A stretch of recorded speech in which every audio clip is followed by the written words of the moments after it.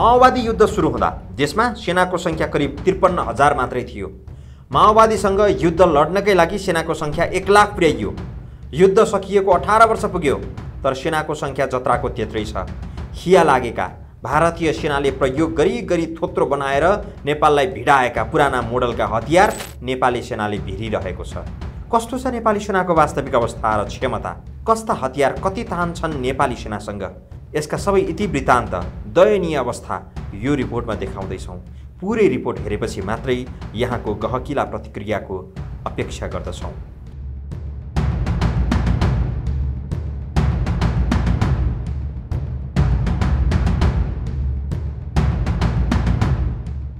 भनाइ छ सेना जहिल्यै अन्तिम युद्धको तयारीमा हुन्छ, अर्थात् युद्ध हुने कुनै सङ्केत होस् वा नहोस्, ऊ दायाँ बायाँ कुनै कुरामा ध्यान नदिई युद्ध कौशलकै अभ्यासमा हुन्छ। जङ्गलमा फायरिङ गर्ने, दुश्मनसँग कसरी मुकाबिला गर्ने, यस्तै तौर तरिका र युद्ध कौशलताको अभ्यासमा रहन्छ सेना। अन्तर्राष्ट्रिय सैन्य मान्यता नै यही हो, तर नेपाली सेनासँग यस्तै दैनिक अभ्यास गर्ने गोलीगट्ठाको समेत पर्याप्तता छैन। हिमाल खबरको अनुसन्धानमूलक रिपोर्टका आधारमा हामी यो रिपोर्ट देखाउँदैछौँ। नेपाली सेनामा नवनियुक्त सिपाहीलाई वार्षिक 3000 देखि 5000 राउन्ड र पुरानालाई 400 देखि 500 राउन्ड अभ्यास गराउनुपर्छ। थप त्यति नै राउन्डको सामूहिक अभ्यास पनि हुनुपर्छ। नेपाली सिपाहीले अहिले बढीमा 200 राउन्ड मात्रै फायर गर्न पाउँछन्। सेनाको रिफ्रेसमेन्ट तालिमको आधारभूत अङ्ग मानिने चाँदमारीको पर्याप्त अभ्यास नहुँदा सिपाहीको क्षमतामा ह्रास आउँछ। 2069 देखि 2072 सालसम्म प्रधान सेनापति रहेका गौरव शमशेर जवरा पनि मुस्किलले 200 राउन्ड चाँदमारी अभ्यास हुने गरेको सम्झन्छन्। सेना व्यावसायिक रहिरहन यस्ता आधारभूत मापदण्ड पूरा हुनुपर्छ। कस्ता हतियार छन् नेपाली सेनासँग?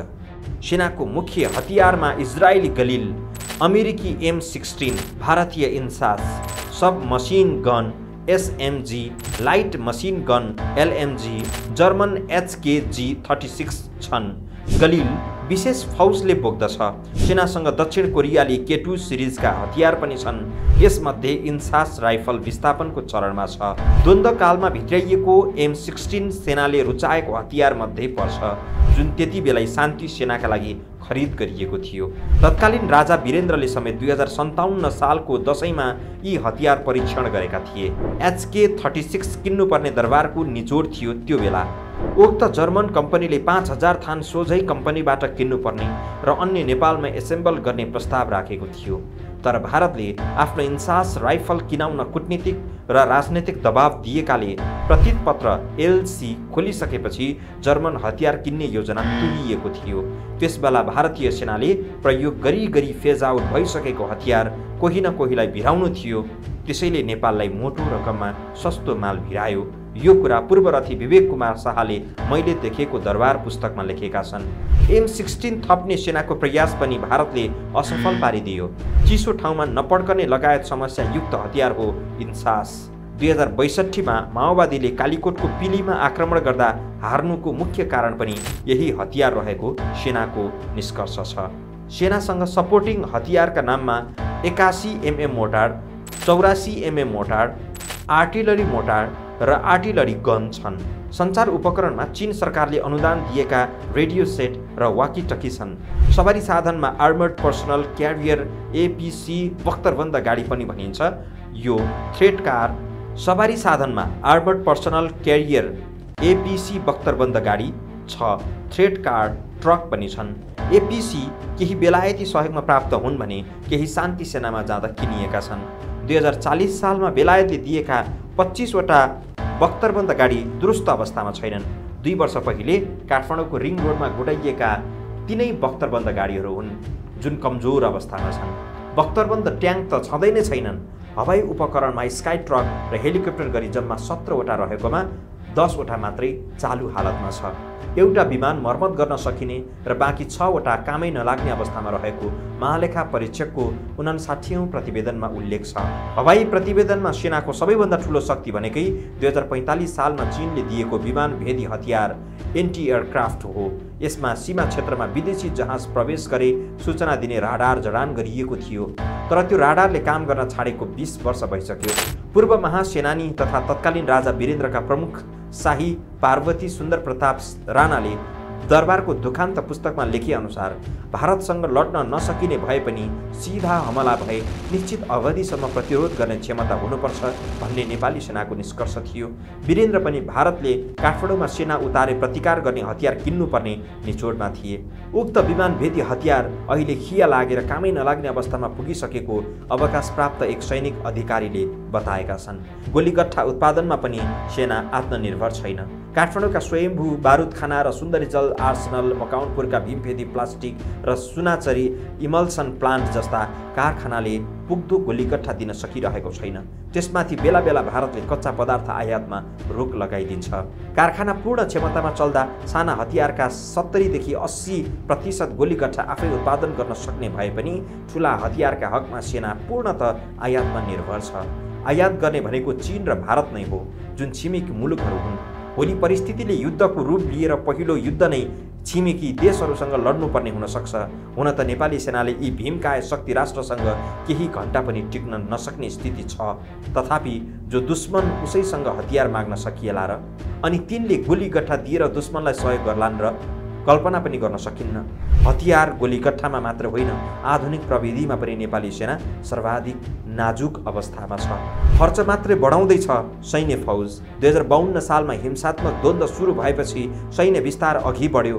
2058 सालमा सेना परिचालनपछि वाहिनी तहभन्दा माथि प्रीतना संरचना खडा गरिए। नेपाल प्रहरी र सशस्त्र प्रहरी बललाई सघाउन प्रत्येक जिल्लामा गुल्म तहका इकाइ राखिए। तत्कालीन 14 अञ्चलमै वाहिनी खोलिए। प्रशासनिक ढाँचामा थपिएका यी संरचना विद्रोही पक्ष शान्ति सम्झौतामा आएको 18 वर्ष बितिसक्दा पनि हटाइएका छैनन्। सेनालाई विकास निर्माणमा खटाउने काम विगतमा आक्कल चुक्कल रहे पनि अहिले गैर सैनिक क्षेत्रमा उसको खटाइ निकै बाक्लो देखिन्छ। यसको बाटो 2072 को संविधानले नै फराकिलो बनाइदिएको छ। धारा 267 मा उल्लेखित सरकारले विकास निर्माण र विपद व्यवस्थापन लगायतका अन्य कार्यमा सङ्घीय कानुन बमोजिम परिचालन गर्न सक्नेमा टेकेर सेना ठेक्कापट्टातिर केन्द्रित हुँदै आएको छ।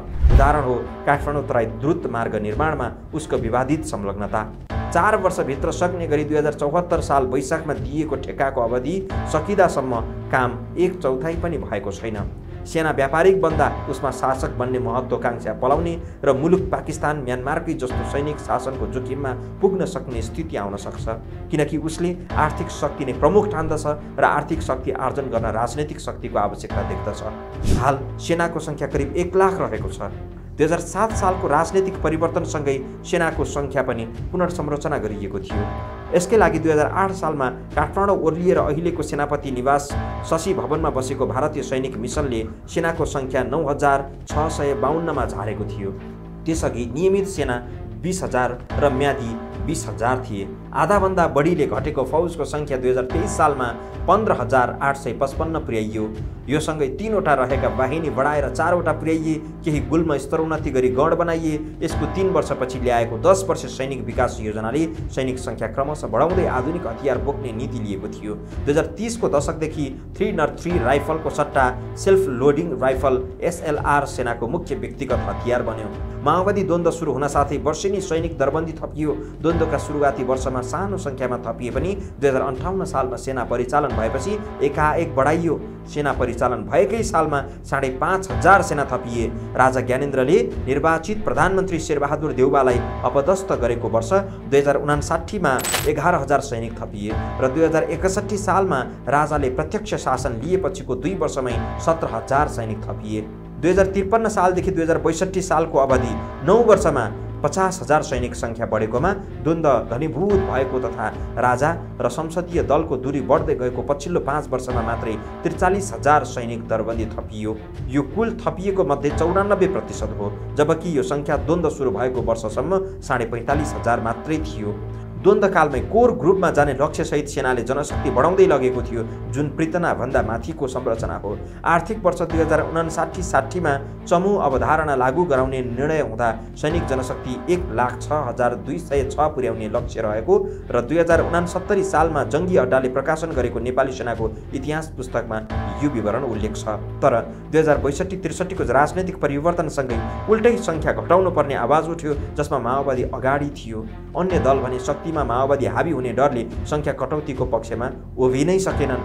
माओवादीले शान्तिपूर्ण राजनीतिमा आउन साथ सैनिक सङ्ख्या घटाएर जोगिने खर्च उत्पादनशील क्षेत्रमा लगाउनु पर्ने जनाएको थियो।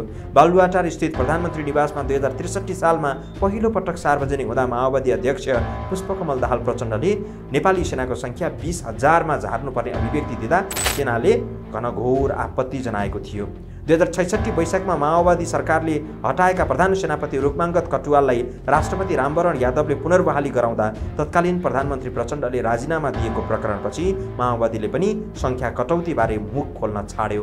अहिले उसका दस्तावेजहरूबाट समेत यो विषय लगभग बिलाइसकेको छ। सेनाकै विषयमा माओवादी चुम समेत बोल्न छोडेको छ। 2069 सालमा तयार पारिएको नेपाली सेनाको दीर्घकालीन योजनामै पृतनाको सङ्ख्या 5वटा भए पुग्ने उल्लेख छ, जुन अहिलेको भन्दा 3वटाले कम हो। यद्यपि त्यसमा सङ्ख्या घटबढबारे लेखिएको छैन। एउटा पृतनामा करिब 12,000 सेना हुन्छन्। सेनाकै उक्त प्रस्ताव मान्दा पनि 3वटा पृतना घट्दा सैनिक सङ्ख्या 36,000ले कटौती हुन्छ।